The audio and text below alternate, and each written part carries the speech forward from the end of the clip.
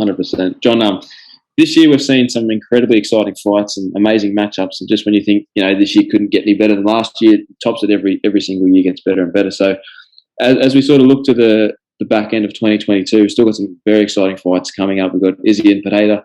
We've got Islam and Mark and Charles next month.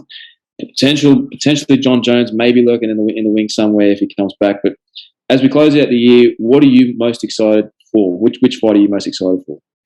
God, man, you hit the ones, right? Those are the ones that we're all most pumped about right now, right? Because with Izzy and Pereira, I love the fight. And, and I love the fact that the UFC didn't mess around with getting Pereira into that, right? Because it's easy to say, does Pereira really deserve a title fight right now? Like, no, not really. But there's nothing else. There's nothing else at middleweight.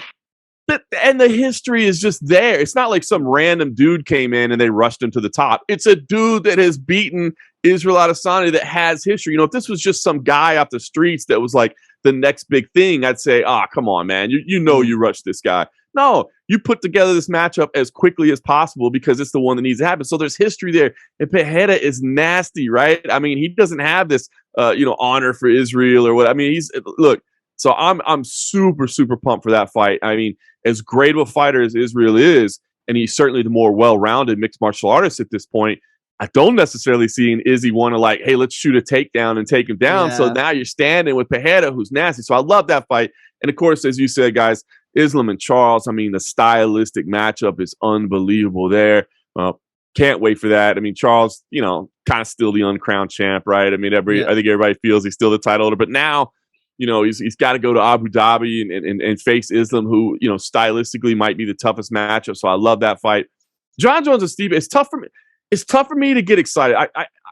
I love the idea of it, but until it happens, it's tough for me to get excited about it, right? Like so those long two, at this point.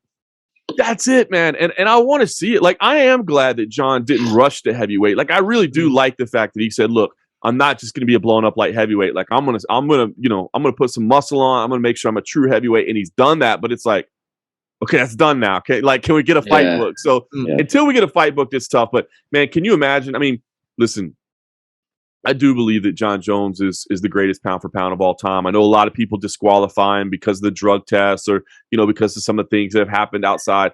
And I get that. And look, and you can make conversations for others. Like, it's a healthy debate, right? Yeah. But if he moves up to heavyweight and wins the heavyweight title as well, like, how do you debate anymore that he's not the greatest of all time? So I love it. I want John Jones to get heavyweight, but until we actually get something booked, I can't let myself get as excited as I am about those other fights.